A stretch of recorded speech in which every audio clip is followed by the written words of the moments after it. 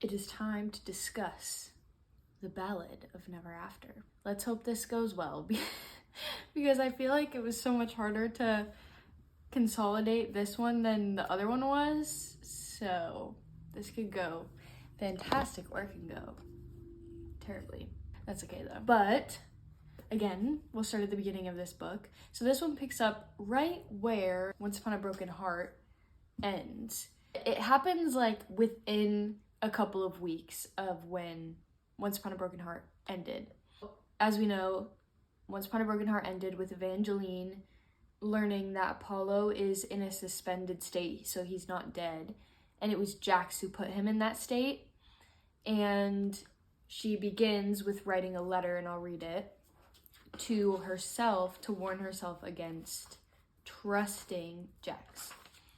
She says, "Dear Evangeline, eventually you will see him again, and when you do, do not be fooled by him. Do not be tricked by his charming dimples, his unearthly blue eyes, or the way your stomach might tumble when he calls you little fox. It's not a term of endearment, it's another form of manipulation. Jack's heart might beat, but it does not feel. If you are tempted to trust him again, remember all that he's done.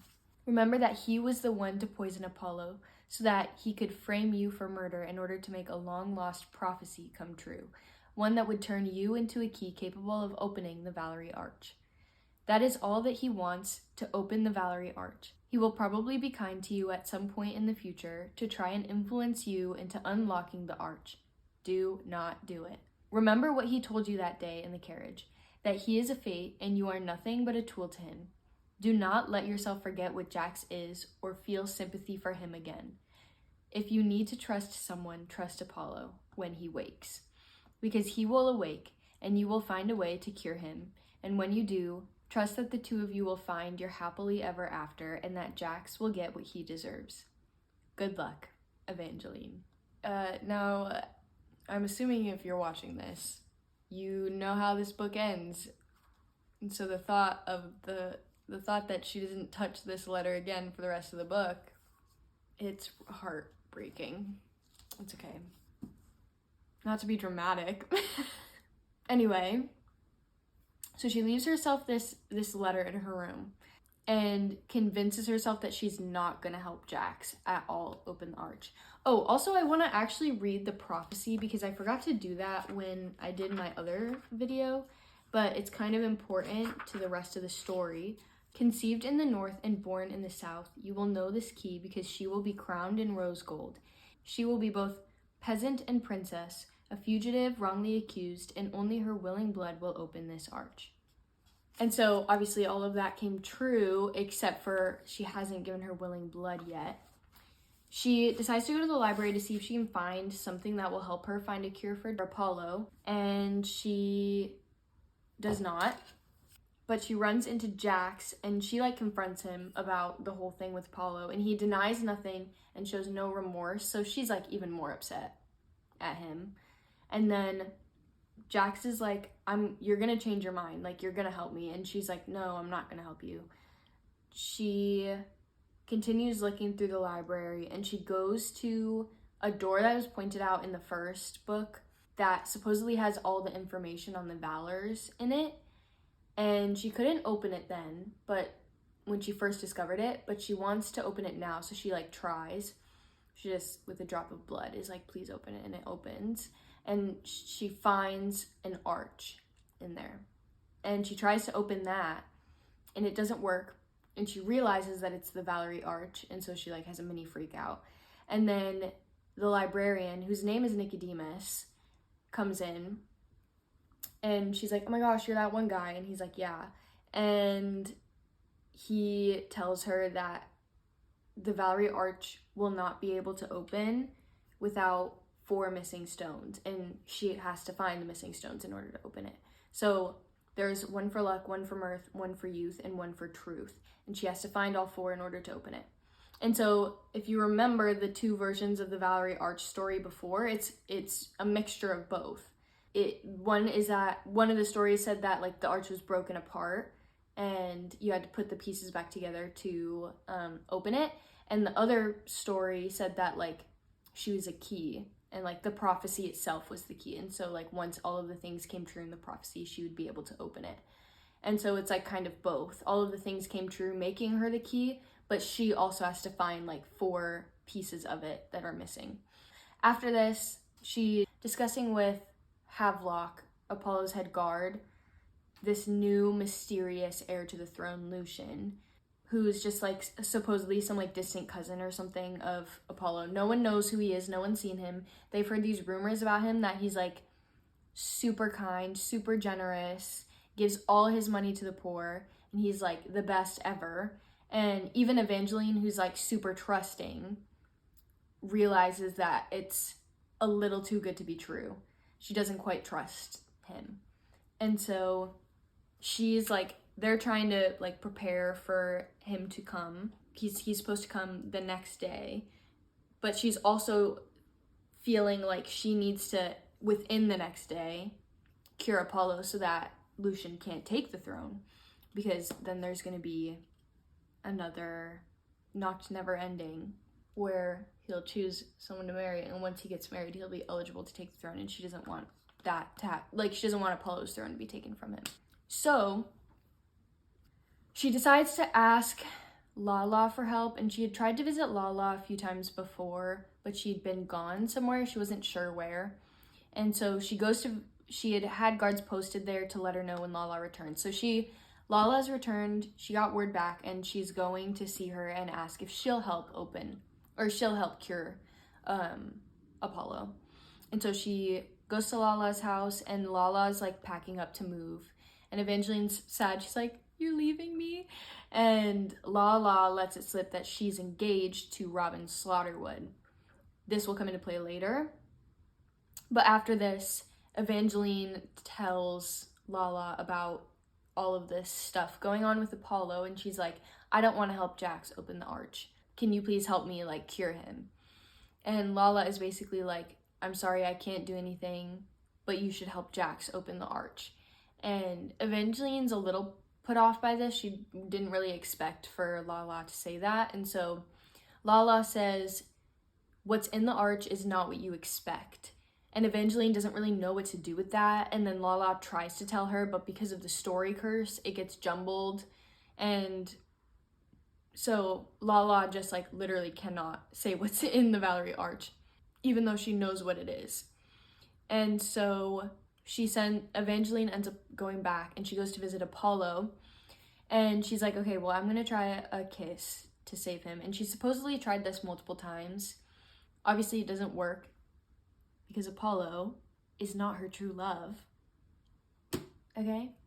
So it doesn't work, and then Jax is suddenly there, and he's like taunting her and he basically is just like, "Look, you have to help me or I'll make you regret it. Like, either you help me willingly or I will force you to help me." And Evangeline is like, "No, I'm not helping you." And he's like, "Okay, well, if you have till tonight to change your mind, and I will make your life a living hell," basically. And this is when Apollo suddenly like grabs Evangeline's wrist, because she's still sitting or like standing near him, and she turns around. He's like gripping her wrist or her arm so hard that she's afraid it's gonna break. And she sees Apollo, and his eyes, instead of being their regular like brown, they're glowing red. And so she can tell something's off, and Jax is like super triggered by it. He's like, "This is not good." And she tries to like pull her arm away from him, but she can't, because he's holding on so tight that like her arm is bruised. And so Jax is like, well, obviously the only way to fix this is to like get violent. So he like slashes Apollo's arm and obviously injures him. But Evangeline also receives the same injury as Apollo. So they realize that whatever curse this is, has a mirror curse. And so after this, she's like just trying to go and like process everything, and she just wants to get away from Jax, when she hears commotion outside, like trumpets, celebrating, stuff like that. And she's like, "What's going on?" And it turns out Lucian has arrived a day early, and he's already had his like installation ceremony as prince. And he didn't invite Evangeline, which is like so shady. And he said that it was because he wanted to be sensitive to the fact that she was still grieving. But we know that's not it. Like, that's so shady. And so anyway, someone like summons her and they're like, yeah, you have to go meet the prince now. And so she goes to meet him and she walks in, and lo and behold, it's a very familiar looking vampire named Luke, her first love. This man keeps showing up for no reason, but it's fine. And so he is like trying to get her to let him bite her, and he's like, come on, like, I didn't mean to hurt you, like, almost hurt you last time, blah, blah, blah, and just, like, all this stuff. And Evangeline's not having it. Like, she does not want to be near him. She's so mad at him. And so she narrowly escapes him again. He, like, is about to bite her again because Jax, again, intervenes and saves her. And then she is just, like, done. She wants to get the heck out. And so Havelock approaches her after this, and she's trying to get to her room to have some space and just like be alone, but Havelock is like, there's something really important I need to tell you. And Evangeline at this point is just like kind of in a self-pity party. Like, she's like, this is too much heavy news for me, I can't handle this, I just want a moment of peace, like, please everyone leave me alone. And so she leaves. She literally just like books it out of the castle, and Jax follows her, of course. And so she's just trying to be alone. She tells Jax to go away. He obviously doesn't. But then she sees this like mysterious person on a horse. And she's like, who is this? What is going on? And so she like looks closer and realizes it's Apollo, looking alive and well and awake.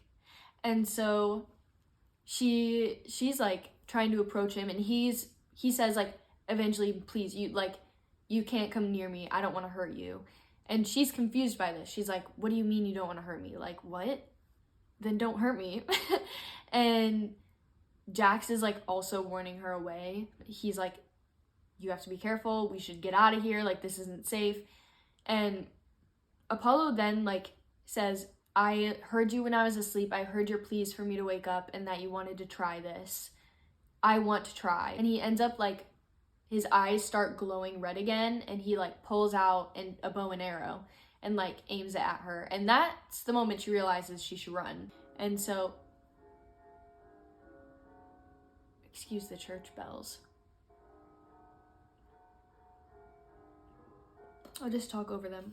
So that's when she runs, but he ends up shooting her in, I think, the leg. And then obviously she collapses and can't run. And so Jax then is like, Evangeline. The fact that he called her by her name should be noted here. He didn't say little fox, he said her name because he's in love with her.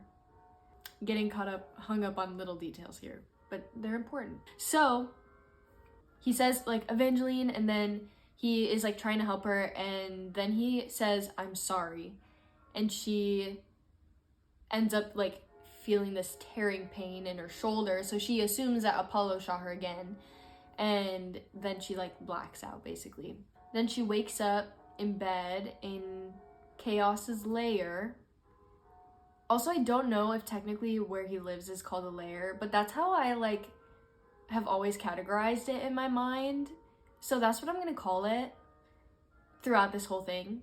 But she wakes up in Chaos lair, and she's confused and in pain, and this is when Jax explains that like he had to throw a knife at Apollo in order to keep him from shooting at her again. And she also learns that Apollo has the Archer's Curse, which obviously she like partially deduced, but they also explained it, and that there's a mirror curse on her and Apollo. The Archer's Curse, just to clarify, it's the same curse that was on the Archer in the Ballad of the Archer and the Fox. Basically, Apollo is cursed to want to hunt Evangeline, and the only thing that will break the curse is for him to kill her. But with this mirror curse, if whatever wound inflicted affects Apollo as well, anything he does to her will affect him. So if he kills her, he will die. And if she kills him, she will die. And so it's like very weird and complex. But after she like learns all this, Chaos and Jax let it slip that they're going to force her to be injected with vampire venom in order to heal her wounds faster. And so she like struggles against it, but obviously they still do it. And then she has to make it through the night just like Jax did. She makes it through the night, but then she's super tired, and so she sleeps for at least a day, I think a little more than that. And then when she wakes up, again, it is now 6 p.m. in Iowa. So when she wakes up, there's no one else in the room, and so she gets dressed. There's like a dress left for her. She gets dressed and escapes because she doesn't want to be there, and she doesn't want to help Jax still. And so she leaves the vampire lair and is walking through the woods when she hears horse hooves. And she's pretty sure it's Apollo. And so then he starts talking. He's like, if you can hear me, like, get away as fast as you can. I don't want to hurt you. Please get away. Please, like, protect yourself. And she just, like, stays still. Then Jax, like, comes up behind her and is like, we need to escape. Then somehow, like, one of them makes a noise. Apollo starts coming after them. And then they, like, start running. And they have to jump off a cliff together. So that's kind of fun and exciting. And then they go back to the lair.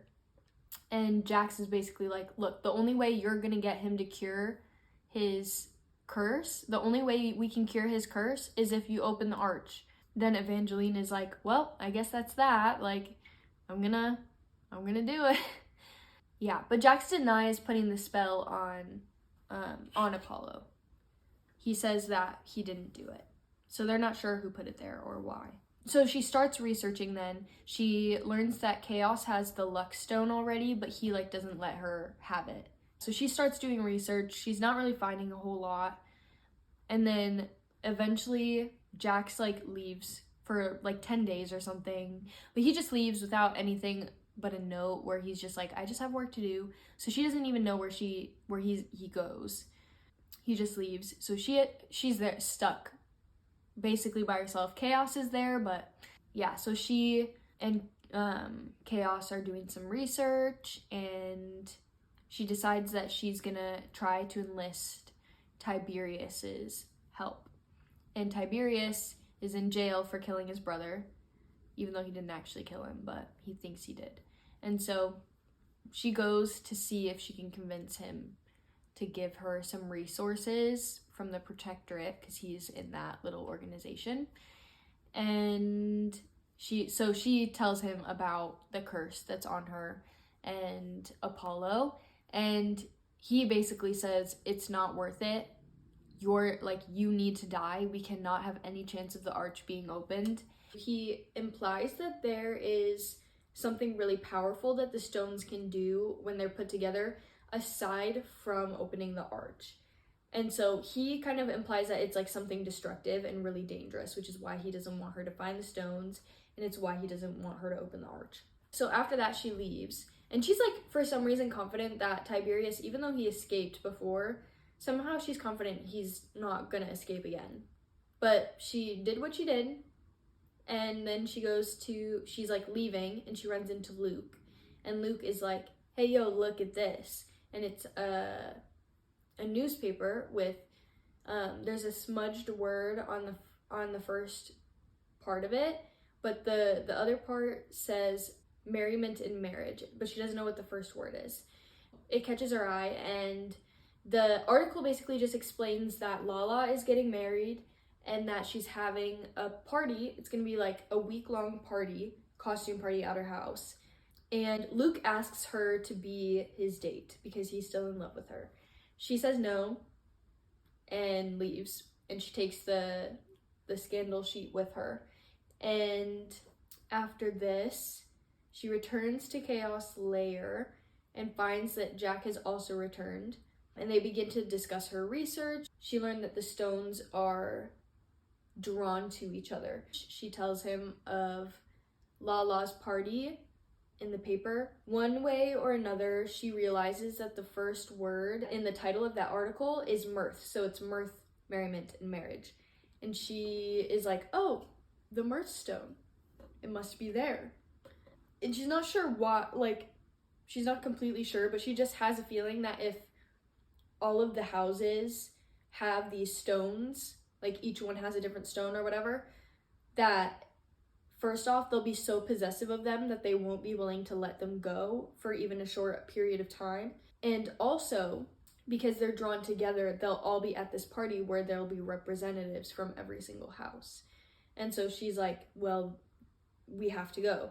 So she convinces Jax to go with her. As she's packing, she comes across a book that had been given to her by Chaos, but was under an enchantment, so it'd been like difficult. It wasn't giving her any answers. It wasn't even giving her anything to work with, like at all. The letters on the cover would just like float around, and like words, there weren't any words inside the book. It was like just like messing with her. But finally she looks at it and it says, the title says The Ballad of the Archer and the Fox, and she's like, oh my gosh, finally something I can work with. She opens it, and the first thing she sees is a picture of a man, and his name is underneath him. His name is Vengeance Slaughterwood, and he is next to a really beautiful woman, and it just says it's his bride-to-be, and she doesn't know what this woman's name is, just that she's his bride-to-be. And then she turns the page, and there's another picture, again, of Vengeance with a bride-to-be, but this is a different woman, significantly less beautiful, and her name is Glendora. And she turns the page again, and here she sees a picture of the Merrywood 3. She knows it's the Merrywood 3 because it's labeled underneath. And notably, one of the people in the picture is Jax, and it's like undeniable. The only difference is that he has brown hair instead of golden hair. Interesting, to say the least. And so she's like, how does this connect? And she knows that one of the Merrywood 3 is the Archer. And so she's like, is he the Archer? Is he, like, who is he? And so he comes in, and she, like, isn't sure what he saw, but his countenance changes quite a bit from being, like, I don't want to say joyful, because Jax is never joyful, but being more open to, like, being friendly, it goes, like, shut down again. You know how Jax gets. She's like, I saw a picture of you in that book. And he's like, okay. And she's like, you were in the Merrywood 3. And he goes, no. And she's like, but I saw you. And he was like, stories lie. The pictures, they lie. And she looks at him and she's like, so do you. And he's like all mad at her. He doesn't want to talk about it. And so they get in a fight, and he just is basically like, just pack, okay, you idiot. And so she does. The next time we see them after that is when they're on their way to House Slaughterwood, and they're just like in a carriage together. They're not talking. There's a lot of tension. They're both really mad at each other. And the thing that starts them talking is when they pass Merrywood Manor, and it's just like depressing, and the whole place, like the manor is destroyed, and it just like used to be a very joyful place, but now because it's so destroyed, it just is very somber. And so Jax kind of like starts up talking because she can tell he's sad, and she had like placed her hand on his like knee to comfort him, and he was like, don't sympathize with me, it's just the place, like it's not me feeling, it's just a place. I'll let you in on a little secret. He's lying. He is feeling something, but you knew that already. One way or another, they start talking about like what happened there, and she's on this whole thing about him being in the Merrywood 3 again, and he's like, I'm not. I know for a fact that I'm not, because the Merrywood 3 died here. And she was like, what? And so he tells her the story, and I'll just read it because it's easier than trying to summarize it. Lyric Merrywood, son of Lord Merrywood, had the misfortune of falling in love with Aurora Valor. Lyric was Lord Merrywood's only son, and he was too good-hearted to realize what a mistake it was to love Aurora. He was so desperately in love with her that he dismissed the dangerous fact that she was engaged to Vengeance Slaughterwood. That's the first person in that book that we saw earlier that was in that picture. She like connects those dots. She's like, oh. Lyric said the engagement didn't matter because it wasn't a love match. Aurora and Vengeance had been betrothed since Aurora's birth. Vengeance's father, Bane, had been Wulfric Valor's greatest friend and ally. So when Wulfric became king, he pledged that one of his daughters would marry Bane's eldest son. Aurora tried to break off the wedding to marry Lyric, but her father refused. Wulfric said that Aurora was a silly girl who knew nothing of love. Aurora knew that no one ever won a fight with Wulfric, so she had told her father that she would go through with the marriage to Vengeance, but on the morning of the wedding she ran away. That was when Vengeance learned of her affair with Lyric Merrywood. And let's just say Vengeance lived up to his name. Basically, Vengeance killed everyone because he was mad. That's where the Merrywood Three supposedly all died. After this, they arrived at House Slaughterwood, and they're heading inside, and there's a couple of like handmaids gossiping about her when they see her. One of them is like, I still think she killed Apollo, just being rude. And Jax, naturally in Jax fashion, says, do you want me to kill them for you? Because Evangeline is visibly upset by it. And she's like, no, they're just gossiping. And he said, so do you want me to cut their tongues out for you? And Evangeline laughs. And for me, this part's great because it shows that Jax is aware of how she feels and that he cares about how she feels. And then that's when Lala comes in and she shows them to their room. She tells Evangeline that she's provided dresses for her and costumes already, just in case her stuff got all wrinkled and everything. And Jax is put in the room next door because they explain the whole curse thing to her. Jax is like, I need to protect her because she's in danger. And Lala's like, okay, that's fair. I'll let you stay next door. And they split off to get ready for the first like banquet. And Evangeline gets ready. She's like given this really pretty dress that's like sparkly, and she like spins around in it in the mirror, and there's this really cute moment that I couldn't resist reading. So she's twirling in the mirror when Jax walks in. What exactly are you doing? So this is what you do when I'm not around, he says. You think about what I do when you're not around? Evangeline replied. Careful, little fox. He took a step forward. You sound rather excited by the idea. I'm not, I assure you, she said, wishing she didn't sound so breathless. I merely like the thought that I torment you as much as you torment me. Jax flashed one of his dimples, making him look deceptively charming. So you're the one who thinks about what I do when you're not around. And then they're like continue their little banter. So cute. And then as they're walking down, they're like arm in arm. And Jax is like pouting because Evangeline has made it painfully clear that she expects him to not kill anyone at this party. She wants to leave this party with no bloodshed. She's not having that. And then they're walking down and he's like still not just like in a bad mood, you know, as he is. And she goes, can you at least try to smile? And he flashes teeth. And I imagine that it looked like, or maybe it was like more devious, like, I don't know, I hope that helps you imagine. And so I just loved that little teasing, like flashing of his teeth, because that's something that I would do. So I just appreciated his humor there. But anyway, that was besides the point. So they go to the party, and from here, everything starts going pretty downhill. Jax is extremely jealous of any guy that talks to Evangeline, and she like does not let her talk to anyone. Evangeline is extremely jealous of any girl who talks to Jax, and they're both just like jealous, and this causes them to start fighting. And then they all go to sit down to dinner, and this woman had walked in, and she's described to have moonlight hair, and Jax is like intrigued by her. He feels like she looks familiar, and Evangeline doesn't like that. And so they're sitting down to dinner, and she has no idea who's supposed to be sitting next to her, but it's some girl named Petra. And eventually the girl with the moonlight hair sits there. She's like, that's me.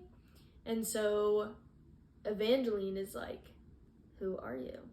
And so Petra starts talking to her, and they're friendly enough. Like, they get along, and Evangeline feels bad that she didn't like her at first. And Petra is the one who points out to her that Jax has now disappeared with a girl that he'd been flirting with throughout the night. This worries her. She's like, he's gonna do something rash. Like, I just know he's gonna kiss her and kill her, and I cannot have this happen. And so she goes off to find him. She does find him in like a basement behind a giant portrait of Glendora. And he is about to kiss this girl. And so she's like, what are you doing? And he's like, just let me do this. Like, I'll figure everything else out. Like, I'll clean it up. It'll be fine. And this other girl is like being so rude to Evangeline. But to be fair, Evangeline did interrupt them. So it's like, what do you expect? So eventually, when Evangeline refuses to leave, Jax sends the other girl away. And he then like starts basically taunting Evangeline. And it's like a hate flirty moment, you know? After that, Evangeline's just like embarrassed and tired, and she's like mad because Jax has just been like so insufferable, and she's definitely starting to have like really strong feelings for him, but I think she's like a little bit embarrassed. She doesn't want to.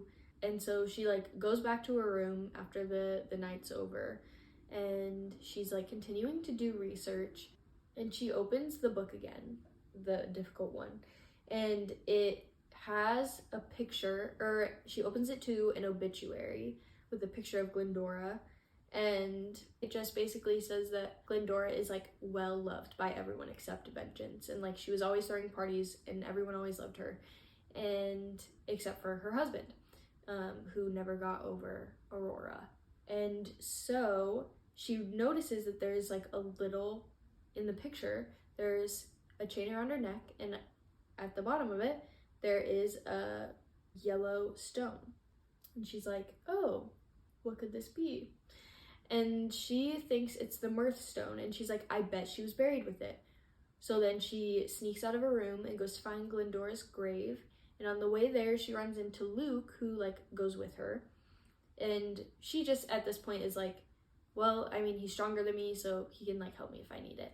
And so they're talking, and he's like, it just like is clear that he's not over her. She finds the grave, Luke helps her open it, and she grabs the stone, and Luke is like confused what it is, obviously, but she takes it and she like puts it around her neck, and this is when he asks her to be his date to the banquet the next night. And she says, no, but I'll save you a dance. And she goes back up to her room, but on her way back she sees Petra leaving, and she automatically assumes Petra must have been in Jack's room. And so she knocks on his door, projects her thoughts at him because they're telepathic, and no one answers, and she realizes he's not in there. So she opens his door with her blood, and she snoops around a little bit, but ultimately just decides to like go to sleep in his bed. She wakes up to him entering the room again, and he's like, what are you doing? She asks him about Petra. She's like, what was she doing up here? And he's like, I don't even know her, but stay away from her because I don't like her. She gives me a bad feeling. And Evangeline is like, why would I do that? And he's like, because I'll kill her if you go near her. I will kill her. And so, and she goes to get ready for the next thing, and she's like leaving her room, and she's going to meet Jax when she realizes that Lala is in there with him, and they're talking firstly about how Tiberius has escaped prison, and about how it was printed in the scandal sheets that she was at this party, so now her location was known to both Tiberius and Apollo. So she's in danger, and so she just she also overhears at this point that Lala is the one who put the curse on Apollo, both the mirror curse and the archer's curse. And so she's like, well, that's just fantastic. Oh, and also during this conversation, it comes out that Jax has no feelings for her, supposedly. You and I both know this is a lie. Or he has no feelings for her. And so she's just hurt. by what Lala did, she's hurt by Jack's words, and she's just mad. So she goes downstairs and she's like pushing her way through the crowd. She runs into Luke, who's expecting his dance, and that's when Jax comes up behind her and is like, not today, vampire boy. Luke is like, bruh. And Evangeline basically just is like, Jax, I don't want to see you. I know what Lala did. I know how you feel. I hate you right now. Leave me alone. And Jax is like, we need to leave. And she's like, no, I don't want to be near you. So she like tries to leave, and she runs into Petra, who's like, here, I can help you like find a place to be alone. So she like rushes her to like some like secret room, basically. And Evangeline is confused why she's like pulling her to the side and why she's like helping her. And she just is like so upset that she's like not even thinking straight about like what's going on. And so she doesn't even realize it's fishy until like she gets to where Petra wanted her, and then it becomes clear that Petra wants to kill her. And Evangeline's like confused why, and she's defending herself, and she ends up pulling off Petra's moonlight hair, and she has rose gold hair underneath. Crazy. And so Petra is like, yep, I was you. But then I realized that they just want to use the stones for their own good. And I bet they didn't even tell you what they do other than open the arch. And so I found the youth stone and faked my death, and I'm still here, basically. And so she tries to kill Evangeline. Evangeline ends up killing Petra in self-defense, and she obviously cannot handle it. She has a full-blown panic attack, and Jax finds her literally like sobbing, shaking, unsure what to do, and he just like holds her.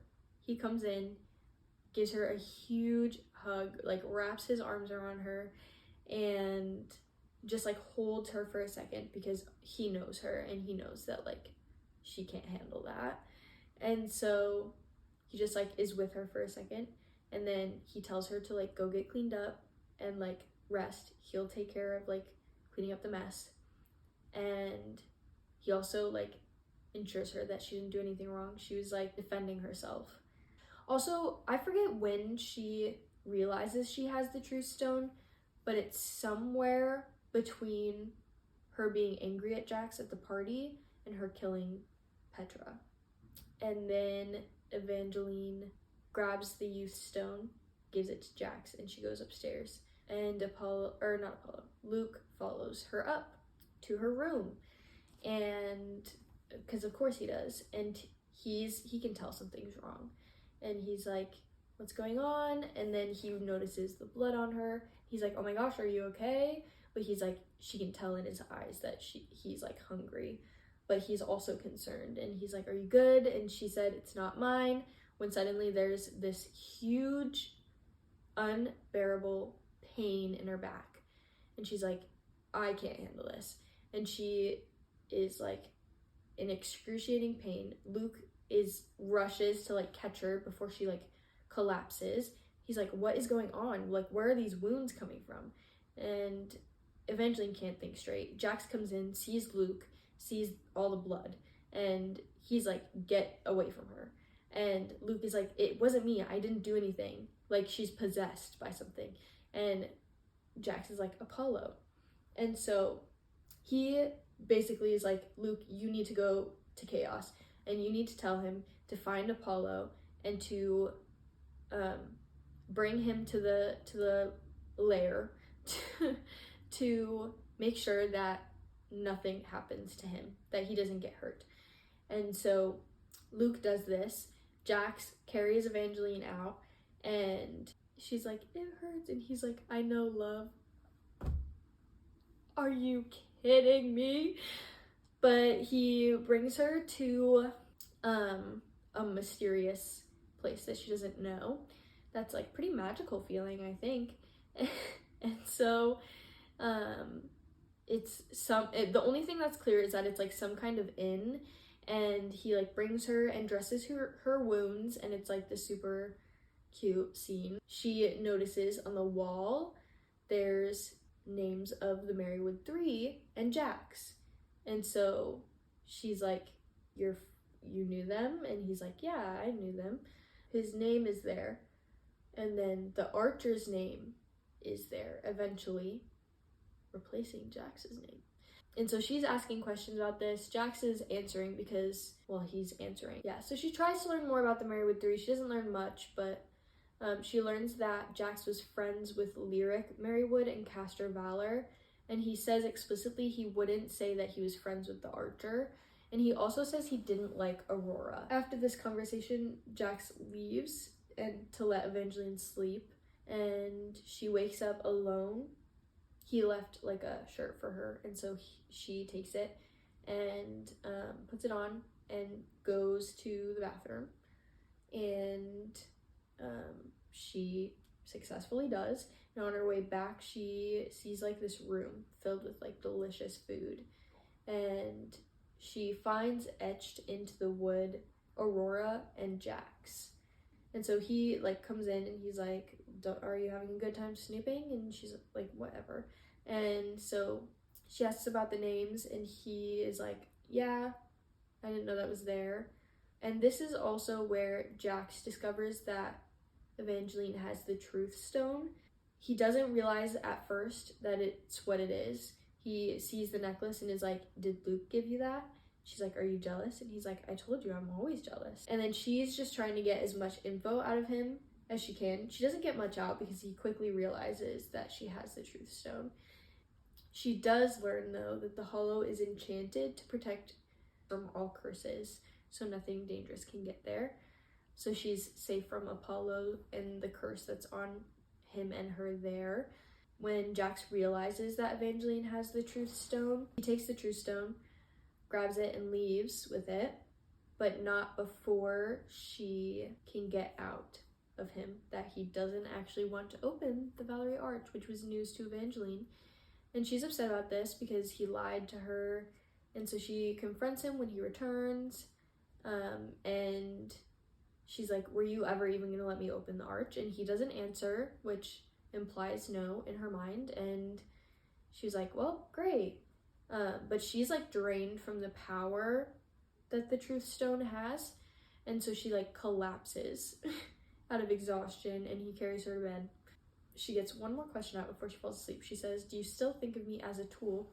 And Jax answers, I try not to think of you at all. My personal opinion is that this is because Jax is in love with her, and he's afraid of what thinking of her would do because he wants to protect her from himself. When she falls asleep, she has a dream where a handsome stranger is with her, and he says to Evangeline that she is a lot like Jax's first fox. She wakes up and realizes that Jax is in fact the archer, and also finds that Jax is nowhere to be found. And so she like gets up, takes a bath, steals a dress from Aurora, snoops through her things and finds a journal. She like read it, and it had information on Aurora's feelings and her marriage to Vengeance and her love for Castor. And it also lets it slip that Lala is a Merrywood, and so her entire family died that day when Vengeance got revenge on Lyric and killed all the Merrywoods. And it hints that Lala was in love with Aurora's brother. So around this time, Evangeline realized that Jax had been gone for a full day and night, and so she ends up getting some food.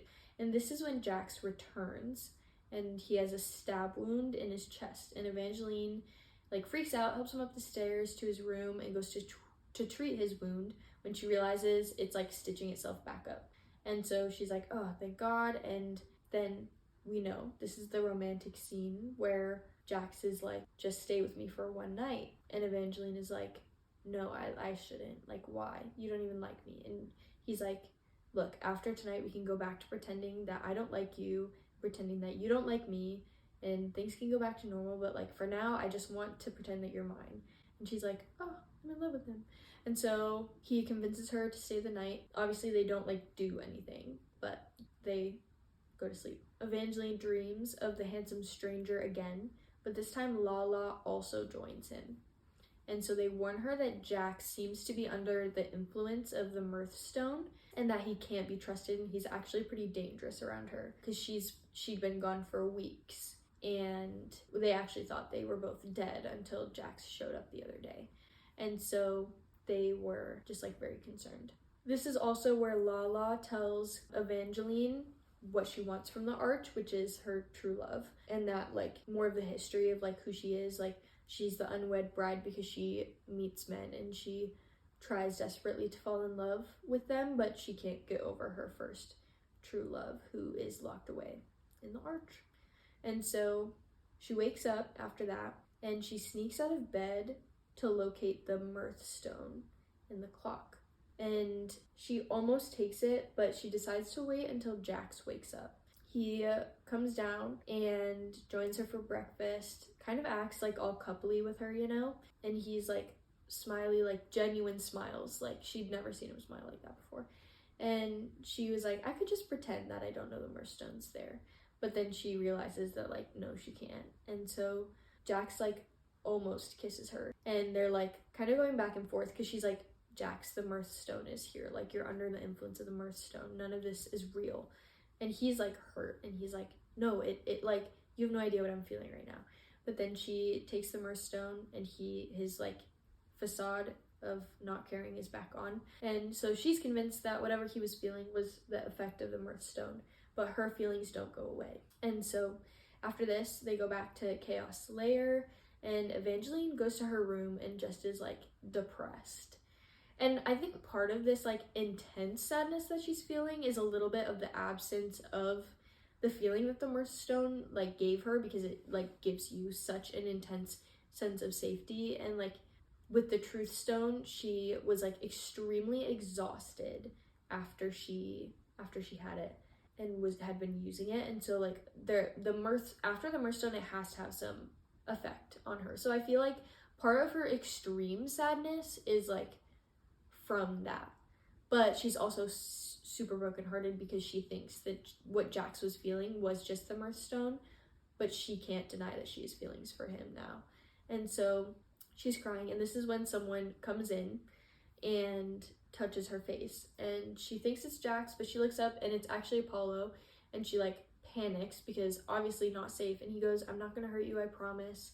Then he kisses her, and she like is thinking about Jax the whole time. And then his eyes go red and he like starts strangling her. But then of course, as she's being strangled by him, he starts strangling himself. And so he like lets go, obviously. And so this is when Jax comes in and rescues her, makes sure she's safe. They walk out together. He's like, are you okay? And she's like, yeah, I'd like just need you to hold me. And so he does. He like hugs her super tight, and like he loves her, okay? He really does. And so after this, he almost kisses Evangeline, and then obviously stops himself. And then they argue because he puts his walls up again, and she's just like, what are you so afraid of? And he ends up letting it slip that he's going to use the stones to go back in time to meet Donatella for the first time again, so that he can have another chance at his one true love. And obviously Evangeline is distraught, but also confused because she knows he doesn't love her. And so she asks, she's like, why would you do this for someone who doesn't love you? And Jax is like, because I want a chance at that like one true love. And like, there's only one girl that I have ever kissed and ever will kiss who will not die from it, and that's Donatella, it's not you. Eventually he's just like, I don't have to explain myself to you. This is what I want and this is what I'm doing, and you can't change my mind. And so Evangeline is just like hurt and frustrated. Not long after, Chaos comes and he's like, okay, time to go and open this arch. And so she's like, is Jax coming? And Chaos is like, no, he'll be staying behind. And he's like not even gonna say goodbye to Evangeline. And so they go, and Evangeline is obviously still sad, and she opens the arch, and it's like stressful, but like this is the moment when she realizes that she needs to tell Jax that she loves him. She just needs to do it, and she needs to say that like, I am willing to choose you even if like we can never kiss. Like, I am willing to make things work. I am willing to choose you no matter what, because like that's what love is. And so I am going to do that. And so she opens the arch, has this realization. Chaos goes in to get his like helm removed, and he says to stay outside of the arch, but she doesn't. She goes and she follows him in and sees him wake a woman up. And she takes off the helm and calls him Castor, because he is Castor Valor. He is freed from his helm, and Evangeline makes the mistake of making eye contact with him, and he basically rips her throat out. And this is when Jax comes back. Jax comes back and he like rushes to her, and he's like, no, like this cannot have happened. And then Evangeline died, and Jax is distraught, and he can't handle it, and like, yeah, he just is like in intense excruciating pain about it, because he was in love with her. And so he begs Honora Valor, who's the one who freed. Totally forgot to mention that. The Valors are in the arch. And so Honora Valor was in the arch. And so she freed him from his helm. He killed Evangeline. Jax is distraught. He begs Honora to bring her back, to raise her from the dead. He's like, I know you can. And she says, I can't. And he's like, no, you can. You've done it before. And she said, after what happened with Castor, I vowed never to use that magic again. It's better for her that she die than for her to be destroyed in being brought back. And so Jax is like, fine, I'm gonna use the stones to bring her back. And Honora was like, okay, but time is going to take something of equal value from you. And Jax says, there is nothing of equal value to me. Because he's in love with her, okay? And oh my gosh, life-changing moment. And he goes, and he brings her back, and he ends up going with them when they open the arch, and he tells Evangeline to leave, and he's like very cold, walls up, because he just like wants to protect her from himself, but he also wants to protect her from chaos. And so she survives, and she builds up the courage after Jax leaves, and like very coldly kind of sends her away. She has that realization, the same one, that she's like, I love him and I'm willing to choose him no matter what. She has that realization again, and just as she's going to find him, first off, she notices at the arch, there's blood on the floor. It's red blood mixed with like golden flecked blood. I think that implies that was Jax's blood, and I don't know where it came from or what happened, but I think we're gonna figure it out soon. But then Apollo comes out of the arch, and he is like, I'm not gonna hurt you. This lady cured me. And Evangeline is like, I have to see Jax. I have to like talk to him. And he's like, he's put you under a spell. Like, I can't believe he's done that. Like, he's manipulated you. And Evangeline is like, no, this is real. And Apollo at this point is like, well, I'll wipe your memories so that I can have you and not Jax. And so he does. Slowly and excruciatingly plucks all her memories of Jax. All her memories after, to the point that she met Jax. All of them, Control, Alt, deleted. Okay? Gone. And then she's all alone, crying, and she doesn't remember anything other than the fact that her parents are dead. She doesn't even know where she is. And then Apollo comes up to her, and he's all innocent and like, darling, I've been looking everywhere for you. And Evangeline is like, who the freak are you? And he goes, I'm your husband. I will take care of you and keep you safe. And that's where the book ended. And that's all. Thanks for suffering with me.